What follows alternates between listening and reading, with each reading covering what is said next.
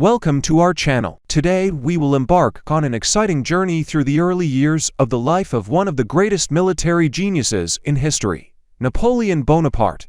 Let's find out what this man was like before his name became known to everyone, and what helped him achieve greatness. Get ready for unexpected twists and interesting facts with a touch of humor. Stay with us to immerse yourself in the life story of the young Napoleon.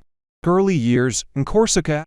Napoleon Bonaparte was born on August 15, 1769 on the island of Corsica in the city of Ajaccio. His family belonged to the petty nobility, and Carlo Bonaparte's father was a lawyer. The family was of Italian descent, and their native language was the Corsican dialect of the Italian language. Corsica had just been annexed to France at that time, which created certain difficulties for the locals, including the Bonaparte family. Since childhood, Napoleon has shown extraordinary mental abilities and a thirst for knowledge. His father, realizing his son's potential, tried to provide him with the best education. At the age of 9, Napoleon was sent to France, where he began his studies at the military school in Brienne. Here, the young Bonaparte faced cultural and linguistic barriers, since the French language was still unfamiliar to him at that time. However, his determination and perseverance helped him overcome these difficulties.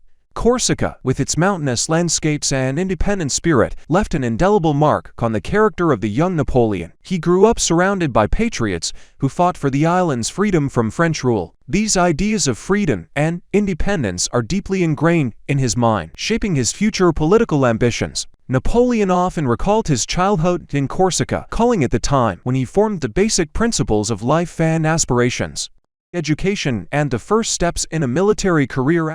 After graduating from military school in Brienne, Napoleon entered the Paris Military Academy, where he received the rank of second lieutenant of artillery. This happened in 1785, when he was only 16 years old. Napoleon was one of the youngest and most talented cadets at the academy, which immediately attracted the attention of his teachers. While studying in Paris, Napoleon became acquainted with the works of great military theorists such as Machiavelli and Frederick the Great, which had a significant impact on his own views on strategy and tactics. He also studied the history of great conquerors, including Alexander the Great and Julius Caesar, whose exploits inspired him to his own achievements. Fun fact: one day Napoleon decided to experiment with new strategies and spent the whole evening playing chess with himself. Of course, he won, but who lost remained a mystery. Perhaps it was then that he realized that he could win even in the most difficult situations, and began to apply this tactic in real life. In 1786, shortly after graduating from the academy, Napoleon was assigned to serve in an artillery regiment in Valence. Here he continued his military and scientific research, striving to improve his knowledge and skills. During this period, he also began to develop his own tactical ideas, which would later bring him worldwide fame. The beginning of revolutionary events. When the French Revolution began in 1789, Napoleon was in Paris and witnessed the tremendous changes that swept France. At first, he supported the ideas of the revolution, seeing in them an opportunity for personal and career growth. In 1791, he received a leave of absence and returned to Corsica, where he actively participated in the political life of the island, seeking to protect the interests of his people. However, the political situation in Corsica has changed rapidly. In 1793, Napoleon and his family were forced to leave the island due to a conflict with Corsican nationalist leader Pasquale Paoli, who considered the Bonapartes traitors because of their cooperation with the French revolutionaries. It was a hard blow for the young family, but it was these difficulties that hardened Napoleon and strengthened his determination to succeed. Returning to France was like a scene from a movie, with suitcases full of ambition and determination. Napoleon realized that he needed to move forward and use all his talents to change his destiny. After all, who knew that the Corsican boy would become one of the greatest generals in history? The rise of a career in revolutionary France. Returning to France, Napoleon resumed his military service and soon demonstrated his outstanding